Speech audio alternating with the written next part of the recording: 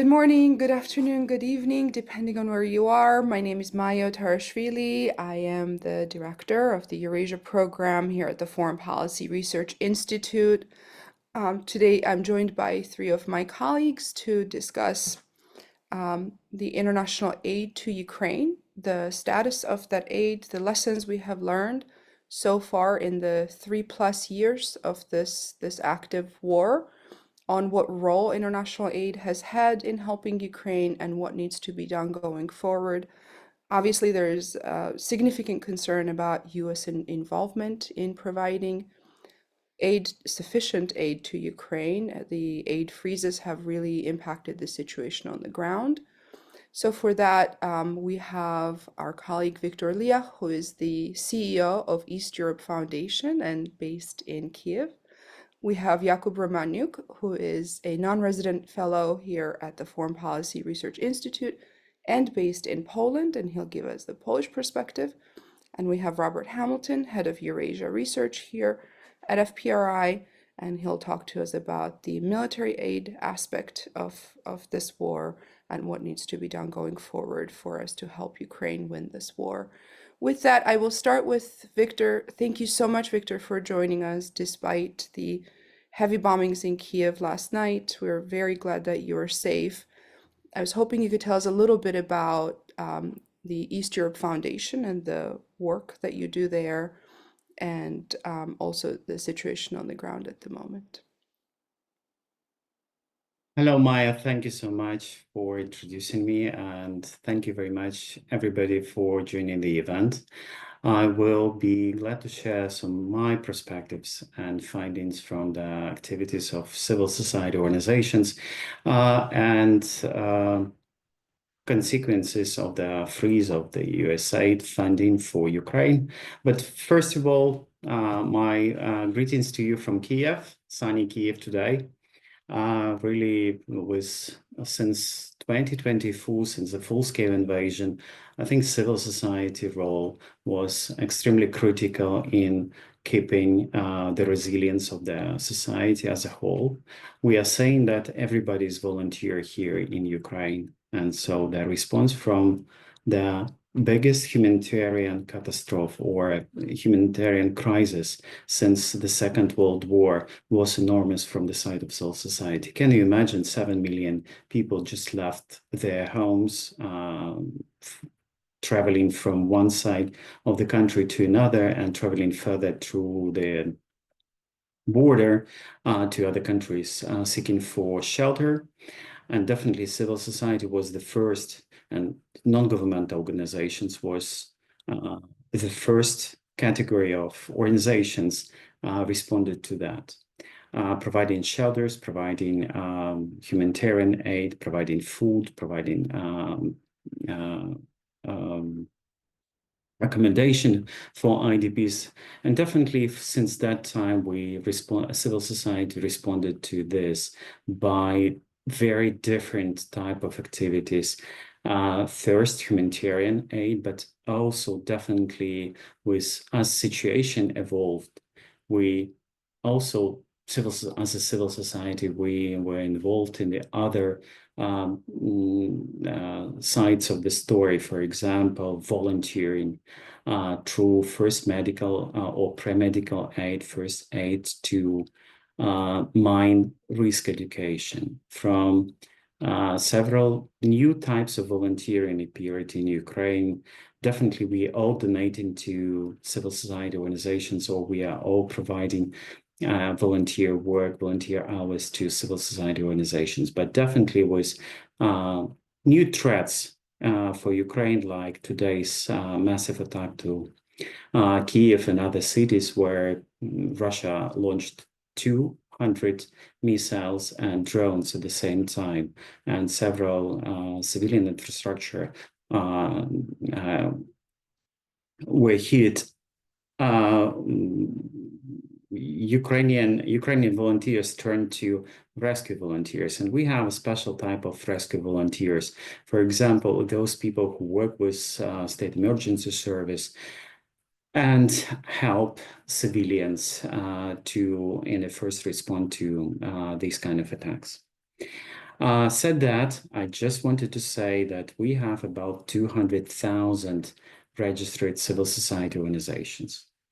Uh, I would say that about 50 or 60% of them are active on more or less. And since the beginning of the full-scale invasion, Ukrainians already have experienced a lot of uh, positive samples of interaction between each other. So they decided to register new organizations, new charitable organizations, so civil society organizations or NGOs.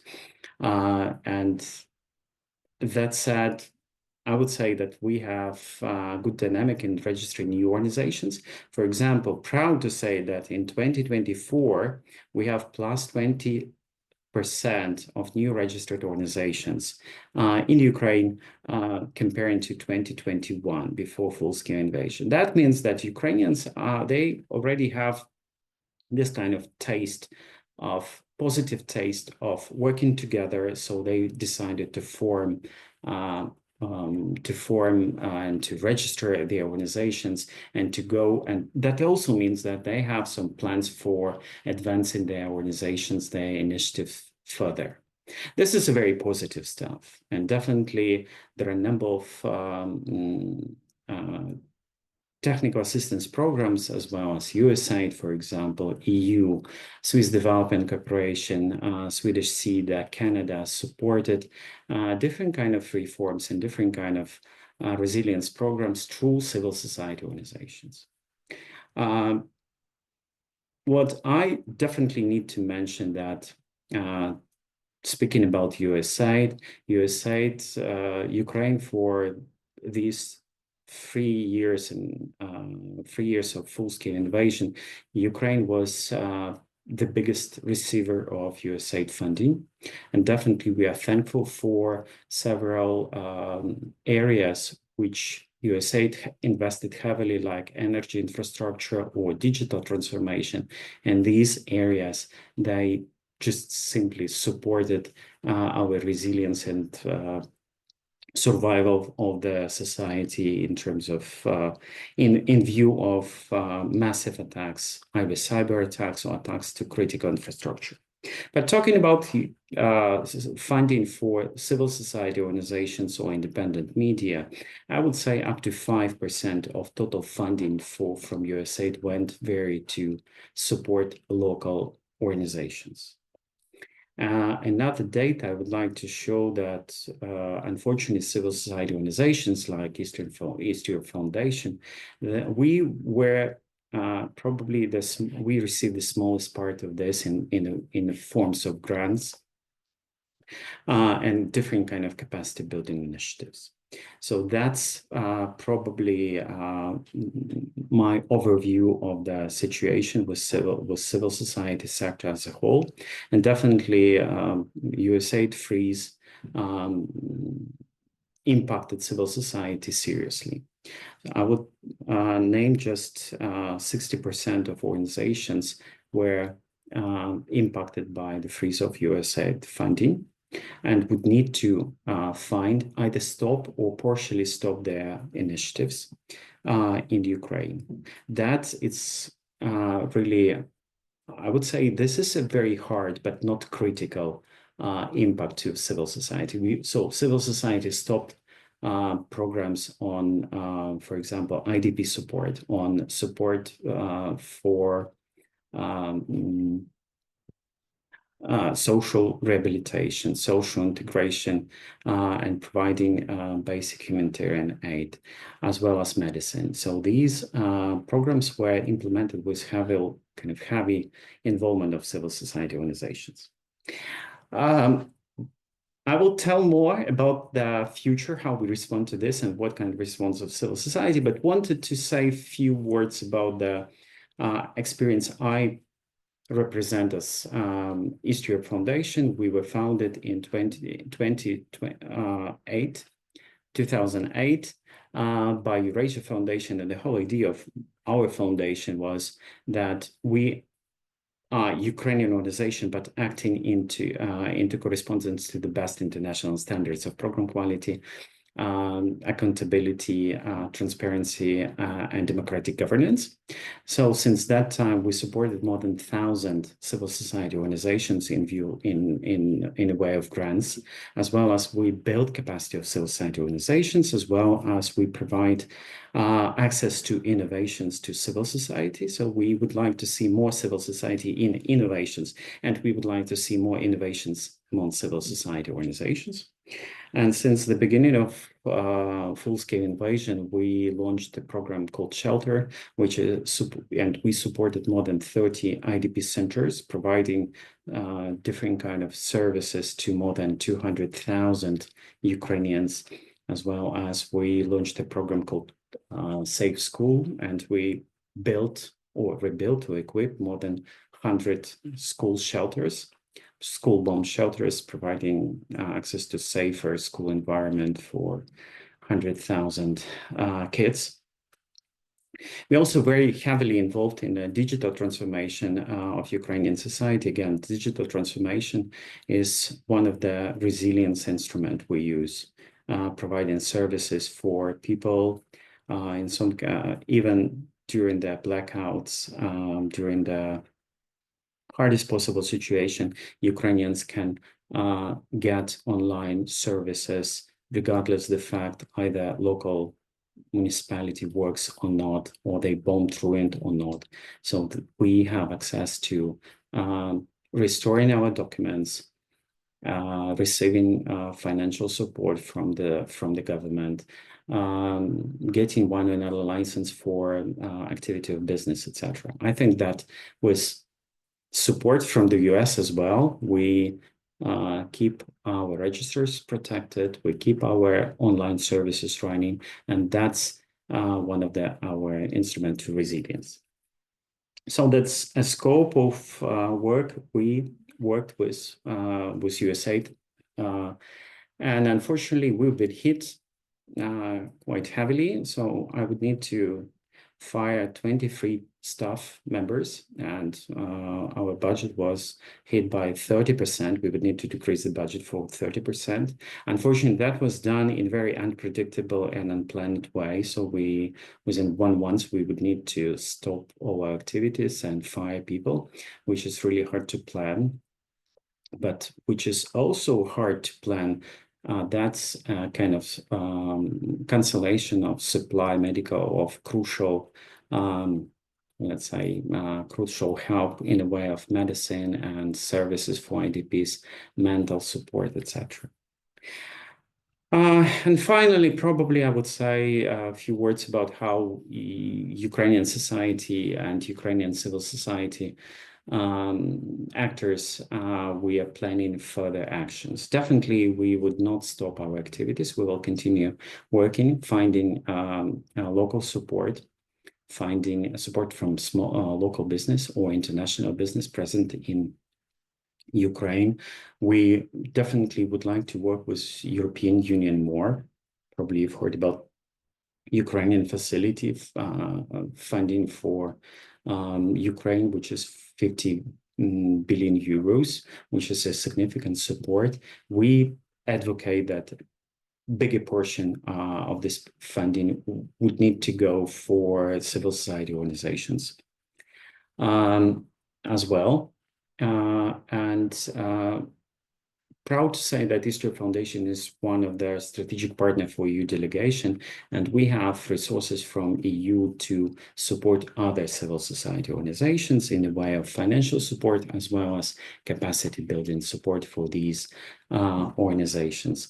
And again, we intensified our work in view of lacking of funding for crucial funding, critical funding from several organizations working very close to frontline, for example, helping Ukrainians suffering from, let's say, lacking of access to basic needs. Let me just finalize my speech with the saying that definitely civil society is not good to have stuff. This is a critical element of countries' resilient infrastructure.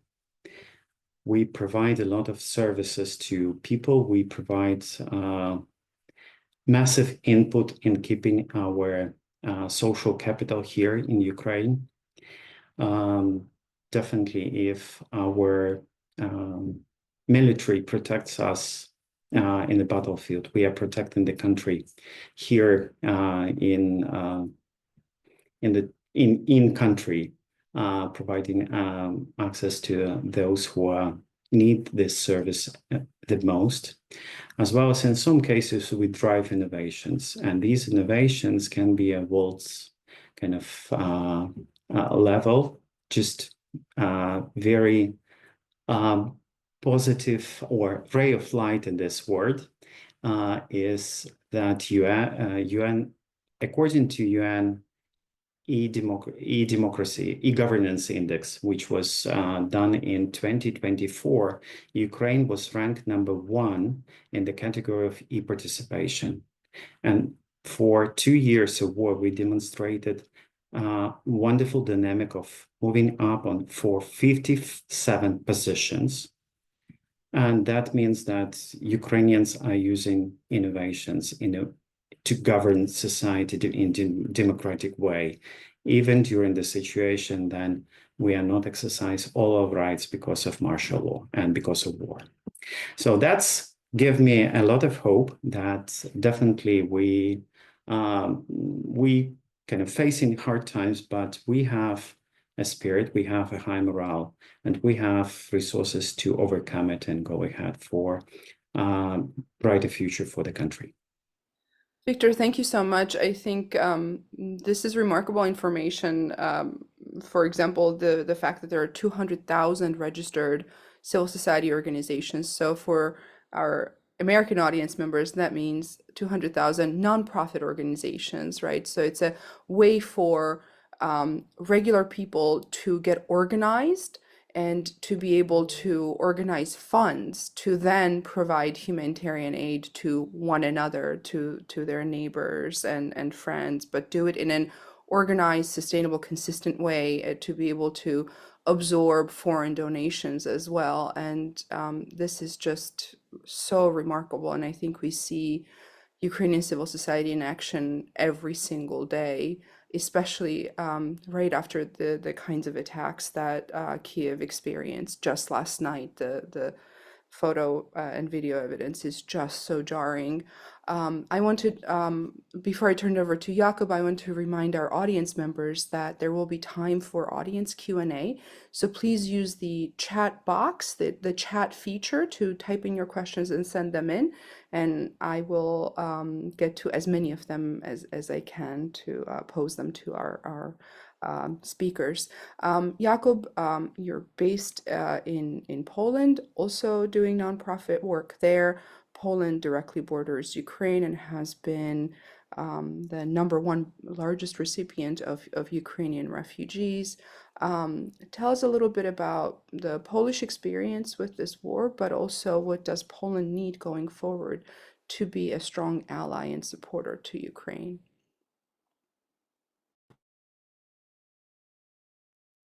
Okay, thank you so much, Maya.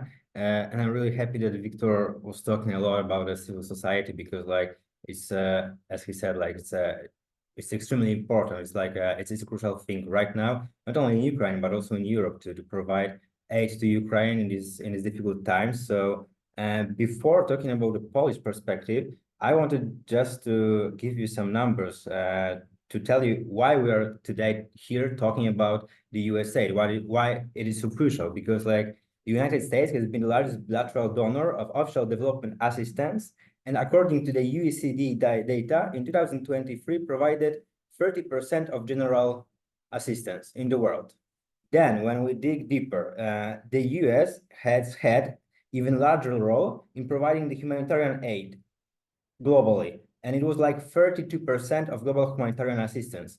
So this is why like it's crucial like to find new perspective here, especially here in Europe, in the European Union, to find the other resources, the other opportunities to fund all these actions that we can provide to Ukraine to help them to win this war, and also to give like security for the whole continent. and this is crucial. So also, what is the crucial importance for the helping Ukrainians based here in Poland is also the US contribution to the funding of the international organizations, for example, United Nations. We have like a lot of offices of the UNHCR here in Poland. Before the war started, they were like about 20 people working here. Right now, there are more than 100. They have two big offices in Warsaw and Krakow, and also the other one in Rzeszów. So they are like trying to help each day the refugees they are here.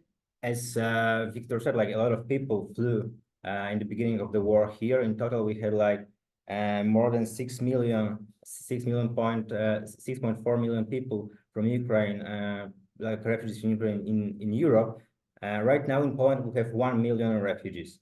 So this is like the major, I would say, like challenge for us here in Poland to help them, to have to help them in having a decent life here, to have a job, to be assisted in any way they need it. So that's why we need a civil society also here in Poland.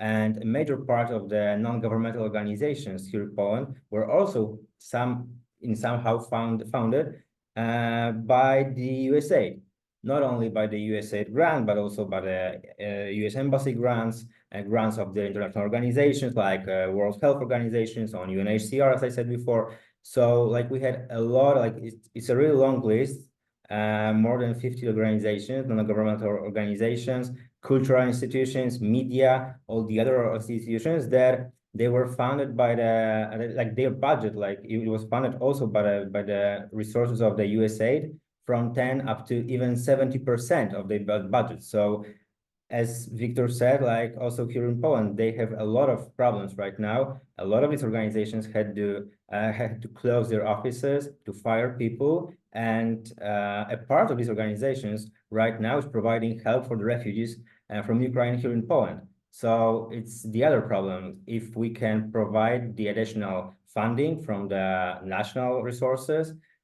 we are trying to. There is a special project for the non-governmental organizations right now in Poland, and there are allocated additional 70 million of Polish zloty. So we try to invest in these non-governmental organizations, but it's not so easy. So like this is like a challenge also for us right now. And a quick comparison like between the US aid to Ukraine and the European aid to Ukraine, because like we know that right now, European Union is trying to present their perspective, their new ideas to help Ukraine. We don't know if the suspension of the US aid will be held. We don't know what the future holds, so we have to be ready. Right now, as the German Kiel Institute has published this data, in general, the US aid to Ukraine, it was the amount of the $122 billion, from which 50 billion on the financial aid, 4 on the humanitarian aid, and 68 billion on military aid. And on the other hand, we have the European Union resources. It is $121 billion in total, 56 billion, which is on as a part of the financial aid, 20 billion as a humanitarian aid, and 53 as a military aid. According to the official data of the European Union, we can see the other perspective, because they say that they invested, let's say, in Ukraine, $155 billion. So there is a slight difference. Probably the 121 is more accurate, but the most important thing is when we look at this comparison and we add the costs of the aid to refugees in Europe, because we are adding additional $130 billion invested in helping refugees. So it's like a special social program that help to find the apartment, to provide food, to provide healthcare, school, education for kids, because like the major part of the refugees, we have to remember is there are women and children, and also there are a lot of people with disabilities that we have to help them. There are some special social needs that we have to provide. So this is also the role of the non-governmental organizations that need more funding, not only from the national budget, but also from the EU budget. So we know about the Rearm Europe plan, but I don't want to talk too much right now. Probably Bob will to talk more about the military aspects. So I will stop here about the Rearm Europe plan. And what's the other problem? Like the potential threat for Poland, especially, and the other European countries. And when we talk about the suspension and after this, maybe also the cancellation of the American aid to Ukraine, and there is a possibility of the another influx of migrants to Europe. So because we remember that in the first weeks, the first months after the outbreak of the war, we had like approximately about 3 million refugees here in Poland from Ukraine staying here. In total, from the like in these 3 years, more than 3 years, we had 27 million border crossings to Poland from Ukraine and 25 from Poland to Ukraine. So we see that they are like also coming back. But what if the organizations like Victor's and the other local governments, for example, and also the society will not be able to help them, like the people, the residents being there. So probably they will have to go again in search of the better conditions to live here in Poland. So that will be the other problem. Like we remember, like in the first weeks of the Russian invasion, there was a lot of migrants here, refugees here in Warsaw, for example, and also in Poland. There were some huge problems on the housing market. Like, for example, it was really hard to find an apartment, find a house. Like the prices were like crazy. Then the other challenge is how to integrate the children and to provide enough places in schools for everyone, from the Polish kids, for the Ukrainian kids, and how to integrate them together, because like they have to live in the same like situation right now. Then when we talk about the labor market, that is the other challenge.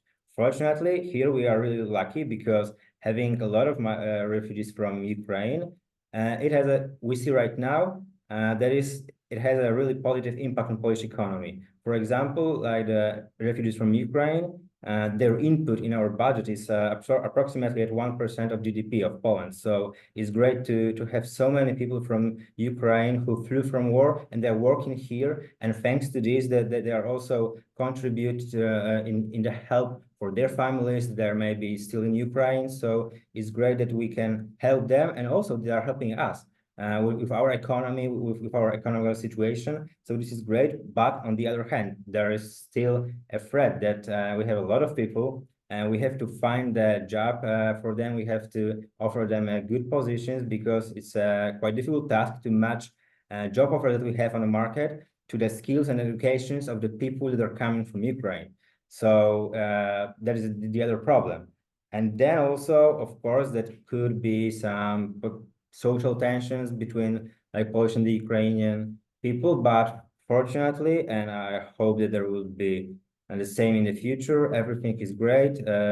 I was really surprised about the Polish society, that we really did a good job, I think, especially in the first weeks of war. 77% of our society says that they helped somehow the Ukrainian refugees by helping them in the financial way, offering a place in their homes, sending some food or beverages or the other stuff. So also we at our organization, we are trying to help our Ukrainian partners. We donated some let's say amounts for the local governments, for the local libraries, schools, and for our partners from Ukraine. So we're trying also to contribute somehow. We made some crowdfunding actions that were really popular in the first months of the war. So I hope that this can continue in the future in case of any turbulent situation on the border, and if we need to create places for living and for working for the other refugees that could come in the future. I hope we are ready to do this. Of course, we will need more funding from the European Union. There is also a project of the East Shield, but still, that would be probably the part of Bob's. So I will leave this right now. But the other, like, it's like a really interesting point of the threats of the migration, because we are talking a lot about the Ukrainian refugees coming to Poland, but also the suspension of US aid, for example, to South America, can cause an influx of migrants from South America to Poland. Right now, we are seeing the increasing numbers of the people coming from Colombia. And of course, it's quite easy, let's say, to integrate Ukrainians with the Poles, but how to integrate the people from Colombia here in Poland? It's a different country, different culture, different language. So yeah, we are not really sure what the future will offer us, but yeah, I wanted to say a few things about security, but I will leave it to Bob. Thank you so much, Jakub. And I think, when we talk about the dangers of this war and how NATO is next, Poland is next, those are not just words. That reality is felt very much on the ground in Poland, and the war is very real for Poland.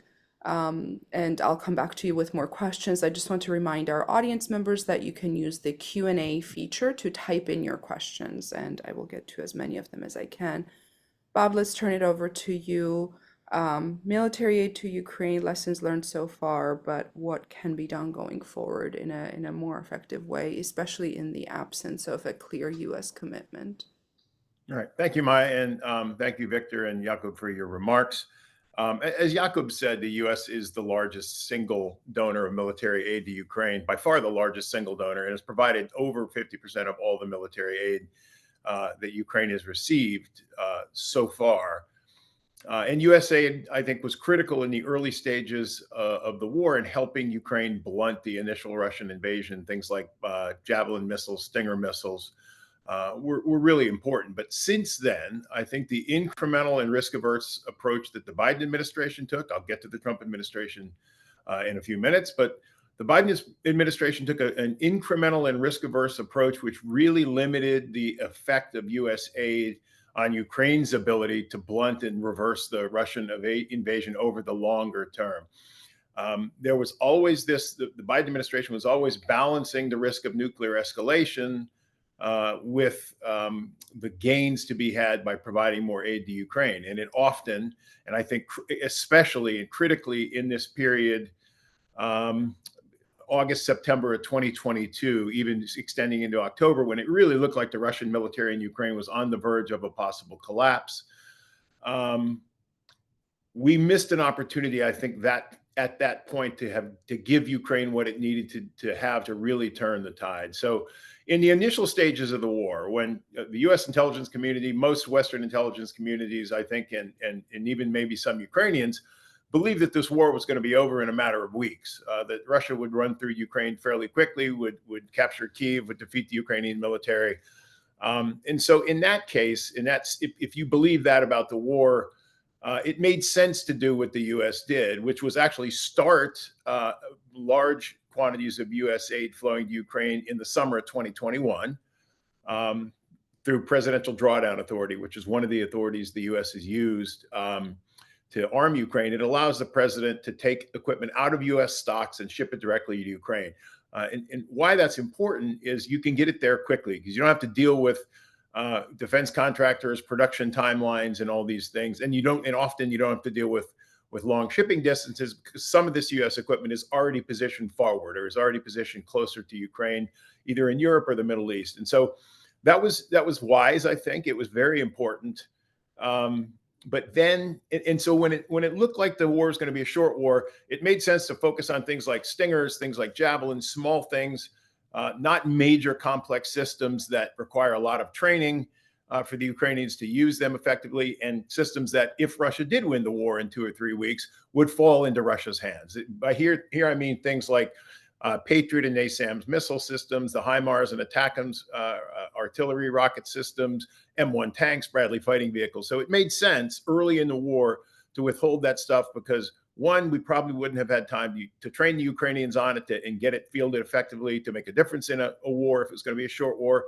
And two, it would have fallen into the hands of the Russians. But at some point, and I would argue that point came in late March, it became clear this was not going to be a short war. And it also became clear that the Russians were not going to be able to achieve their objectives quickly and that in fact they were stalling out, or even their momentum was being reversed by the Ukrainians in some areas.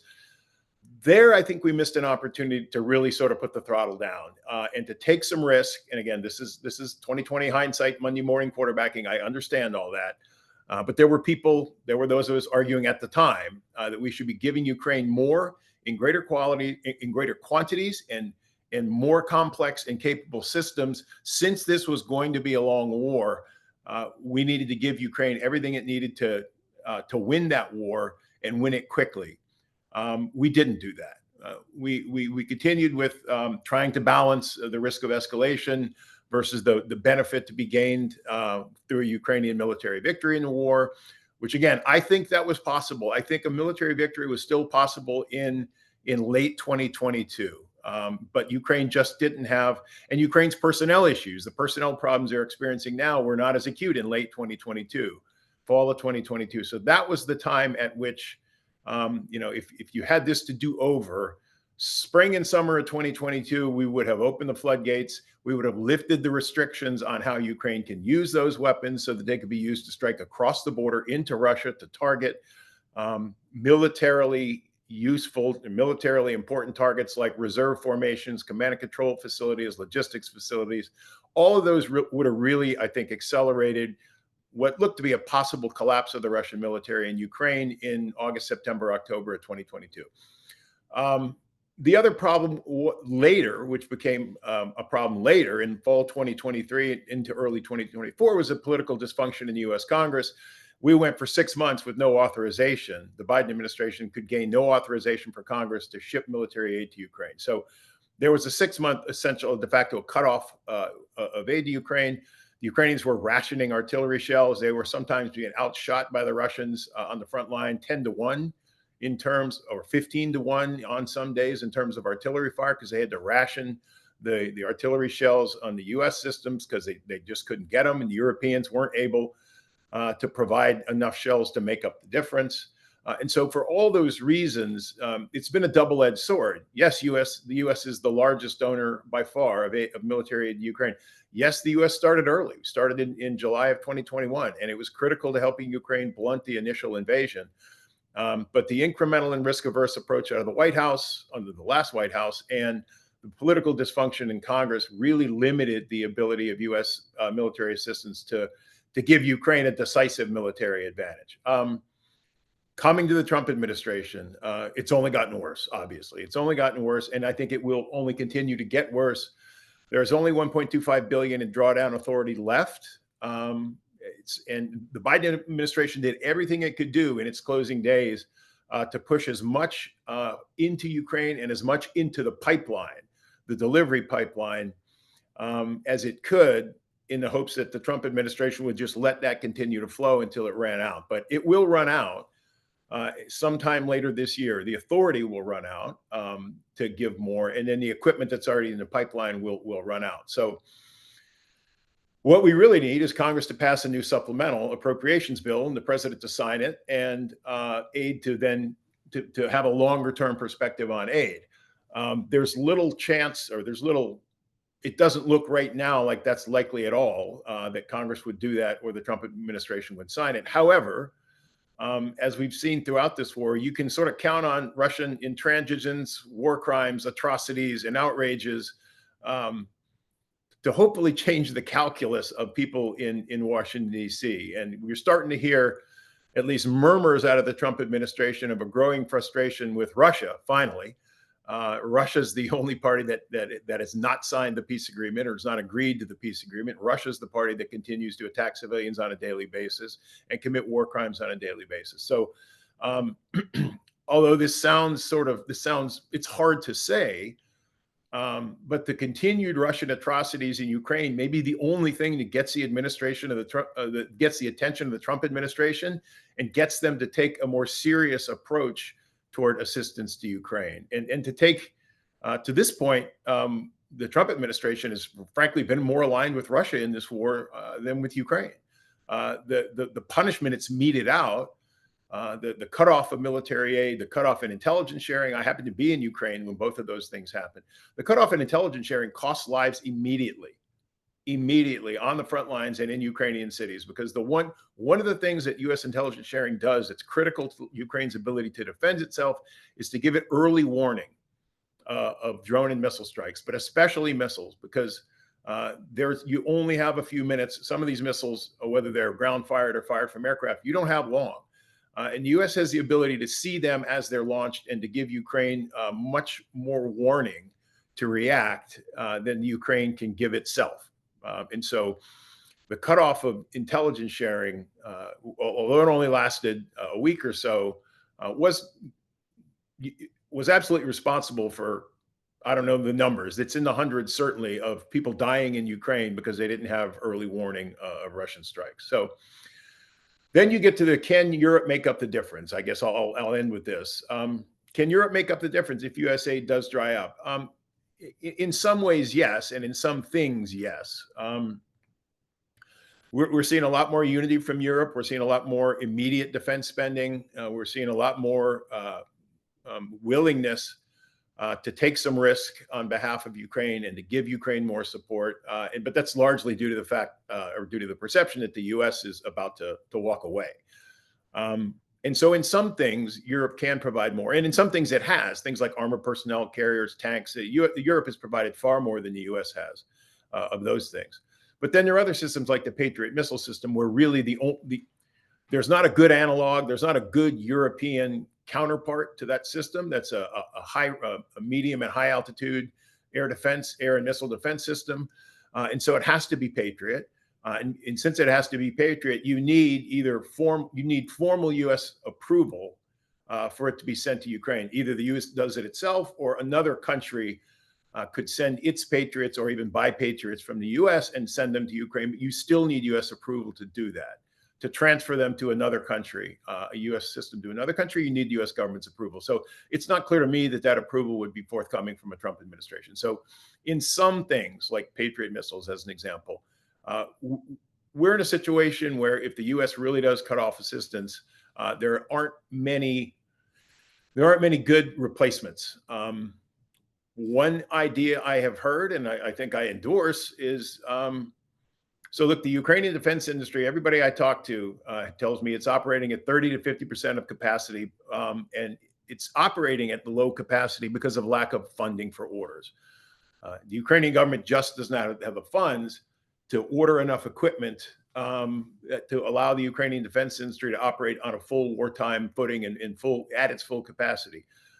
And Ukraine now produces 40% of the equipment that it uses on the battlefield, which is up from essentially almost none at the beginning of the war. So about 40% of everything Ukraine uses is indigenously produced. So there's 300 billion in frozen Russian assets sitting in Western banks.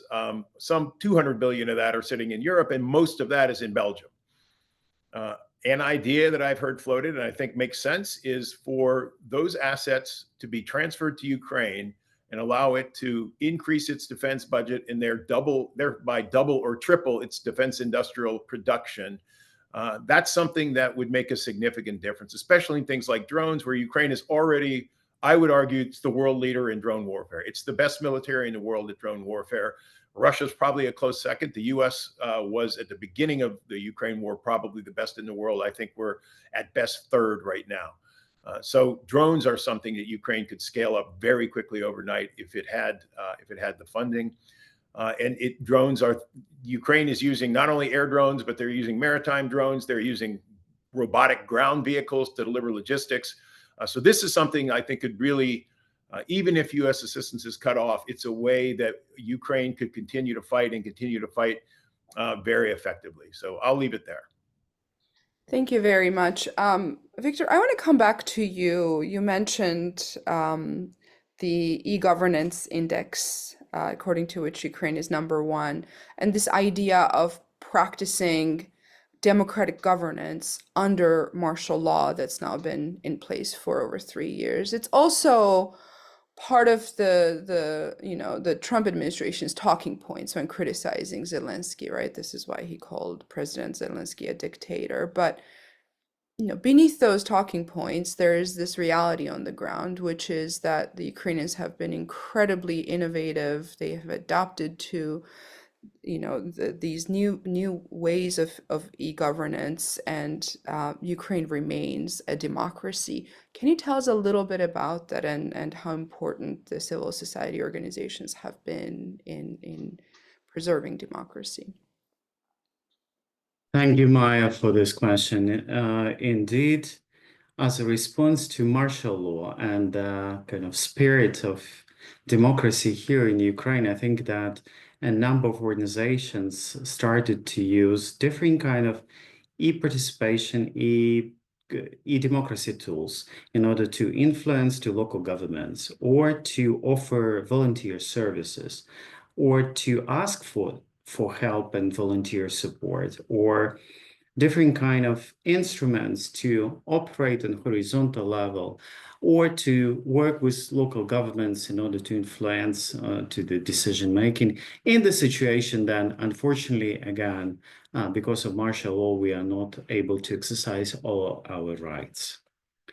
And here, then we talk about e-participation. That is how citizens either work together for public good, or how they influence to the government. And again, then e-services, it's how government responds to the needs of people, providing one another service, giving driver license, or giving a certain kind of license for doing one another business activities. So that's, I mean, in both dimensions, we are demonstrating quite good dynamic. We're number 5 in the world on e-services, which is a good result of the activities of civil society organizations working with the government, as well as e-participation, where number of local governments, communities introduced very simple solutions for letting people tell what they think, what they would like to, what kind of needs do they have in new situations. We also develop a number of different kind of humanitarian technologies, which potentially we can export to other countries.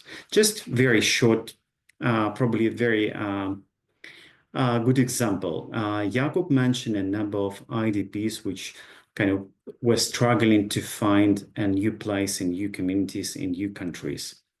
Ukrainian civil society organization developed an idea, a kind of Airbnb for IDPs.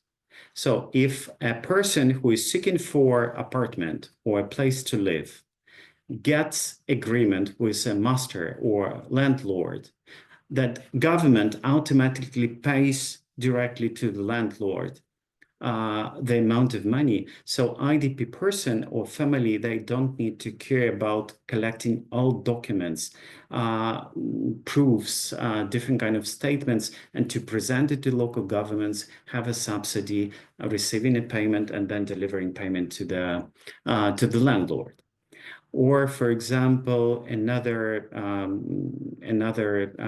element of e-democracy, how we organize stuff here, is the system which gives opportunity for civil society organizations or NGOs to bring humanitarian aid from abroad, sending documents, application, all documents to the custom online, and do not interact with all kind of papers, customs, Ministry of Social Protection, etc.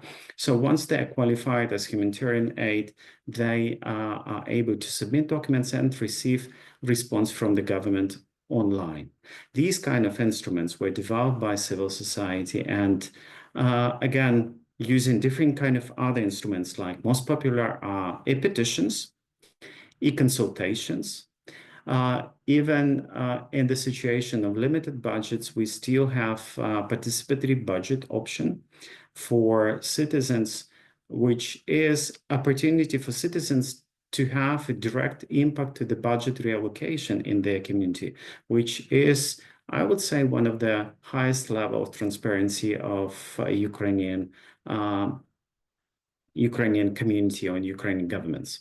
Definitely, there are a number of registers are closed for access by citizens because of martial law. But at the same time, I think we are coming back to normal.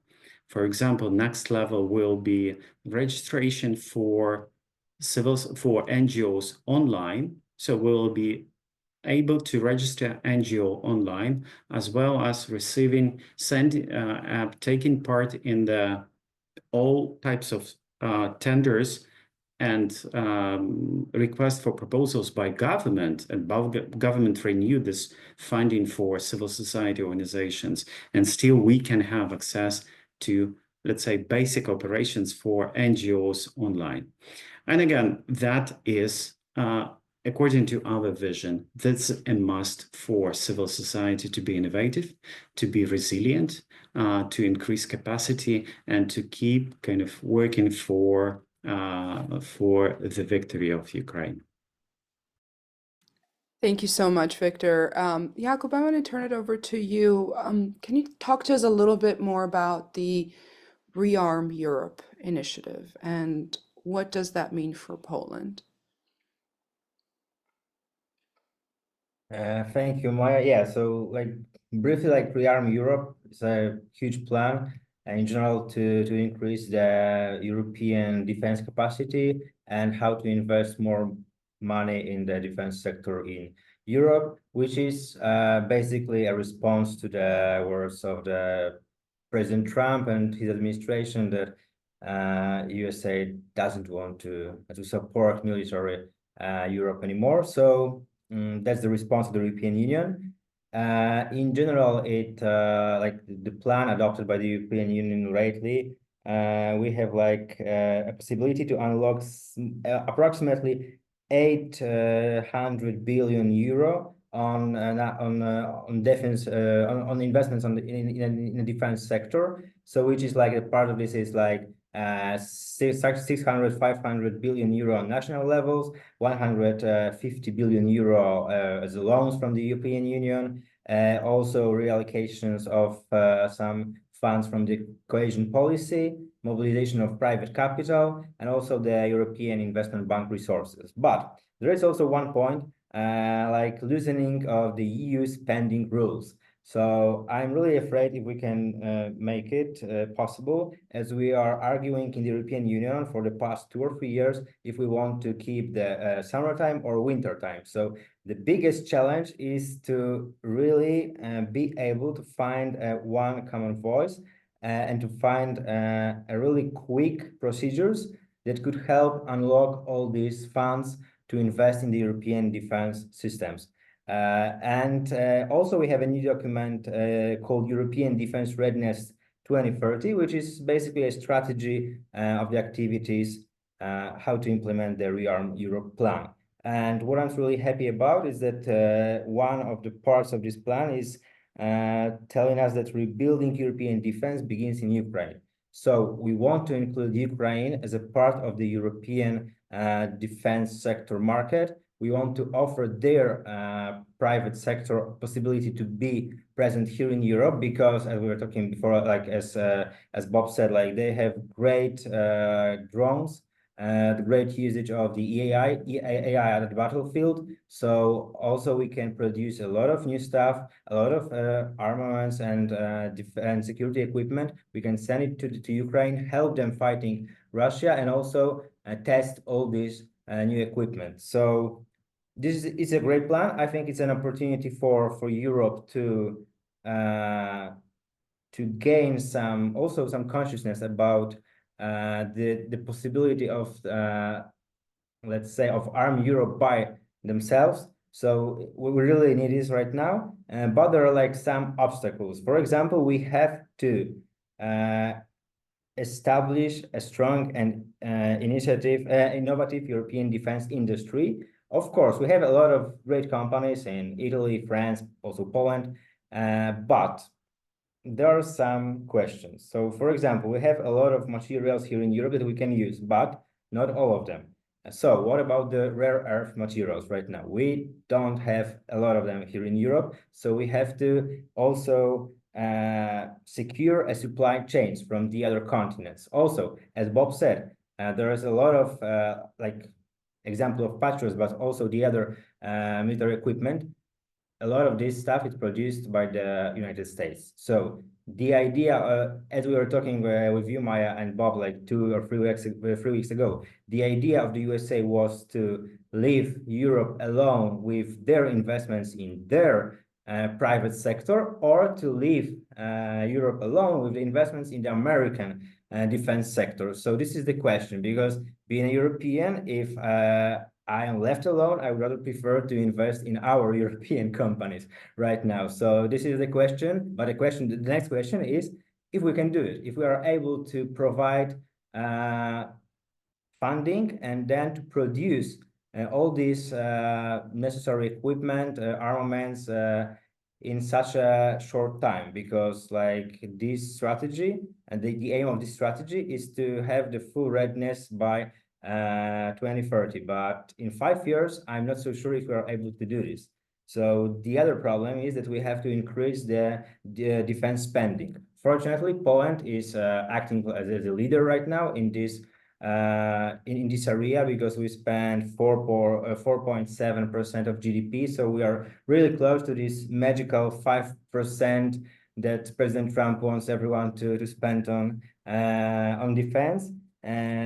But also we see that the other countries are increasing their spending in the defense. For example, like last year in the European Union, they were allocated like 326 billion euro in defense spendings and 102 billion euro in defense investments. So it's really important that everyone is seeing the same problem that Poland already saw a few years ago.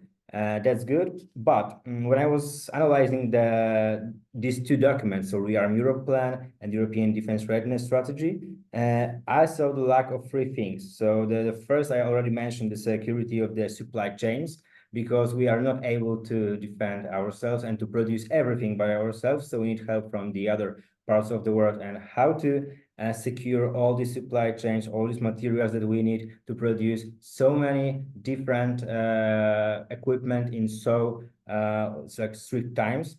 And the other problem is there is no word about the energy security in these documents. And in my opinion, it's also crucial, because we know that we don't want to use the Russian energy, but there are still some countries that are having a lot of gas from Russia. But how can we produce a lot in such short time without the good energy resources and the energy security? So because you can, like, Russia is still trying to attack also the critical infrastructure, also in the energy sector. So that's a problem. So we have to cut off Russia totally from the European energy sector. And how can we provide the security for our critical infrastructure in Europe to be able to produce so many new equipment in the military sector?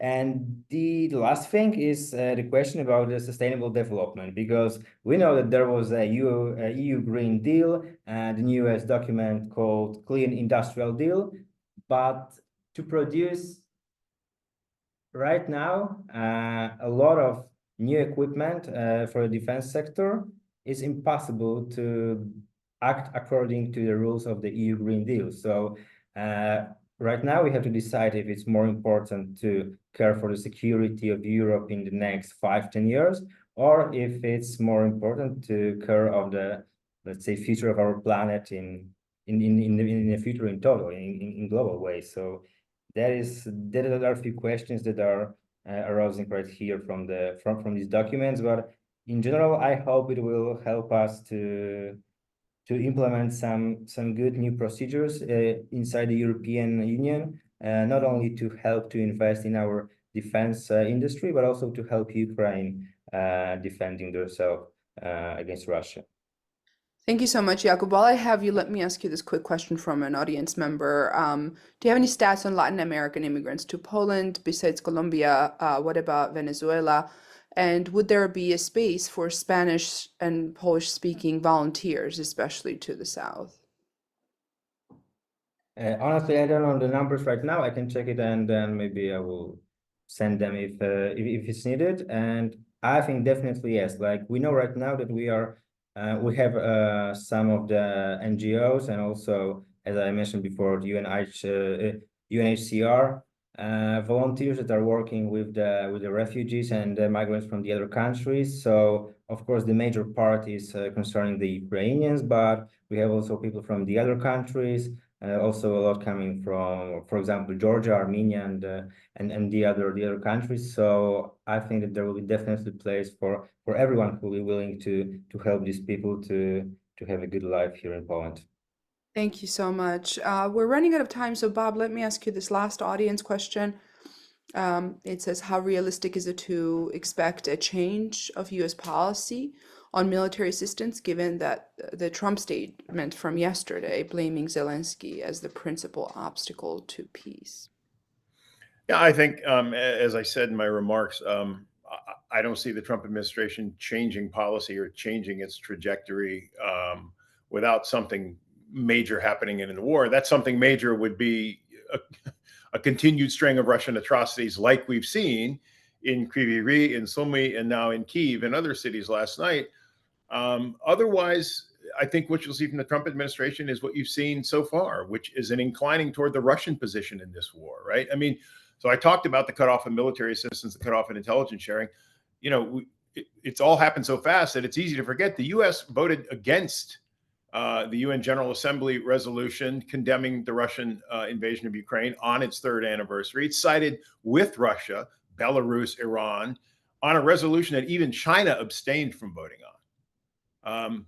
So the U.S. is actually, and as the question says, Trump has blamed Zelensky more often than he's blamed Putin for the fact that the war is still continuing, despite the fact that Zelensky immediately agreed to the ceasefire on the maritime ceasefire and the ceasefire on energy infrastructure, or energy and infrastructure, depending upon on how it's interpreted. And Putin has still not agreed. I think, unfortunately, it's going to take some sort of massive Russian atrocity for people in the White House to wake up and understand what they're actually dealing with in this war, which is an unprovoked invasion of a peaceful country, violation of the UN Charter, daily war crimes as an instrument of strategy, right? These aren't accidents. These war crimes aren't accidents. They're not the bad actors at lower levels. This is coming from the top. It's coming from the Kremlin. It's coming from the Ministry of Defense. And so that, to this point, has not been enough for the Trump administration to change its course. So as I said, as awful as it sounds, I think the only I guess we could hope that continued Russian intransigence at some point, President Trump would say, you know, this is getting personal. Putin is personally offending me here, and change his course. But what we heard from the Secretary of State, from Marco Rubio, a few days ago, was that we would just walk away altogether. I'm not sure what that means, but if we walk away from the peace process altogether, then there is no peace process, and that means we would probably walk away from the war and walk away from supporting Ukraine. So I don't see much, absent, as I said, a major atrocity that the White House can't ignore, that would cause the U.S. to change the Trump administration to change its approach. Thank you very much. I hate to end this discussion on such a grim note, but that is the reality of war and the situation at the moment, and we all should walk away worried and alarmed. Thank you very much, Victor Liach, Jakub Romaniuk, Robert Hamilton. Thank you so much for joining us today for this discussion. I would like to thank our audience members as well for being here with us today. This event is being recorded and it will be available on our YouTube channel and on our website at fpri.org. And please keep an eye on our website. Again, fpri.org is where you will find additional analysis about the war in Ukraine and U.S. foreign policy. Thank you and have a great rest of your day. Thank you.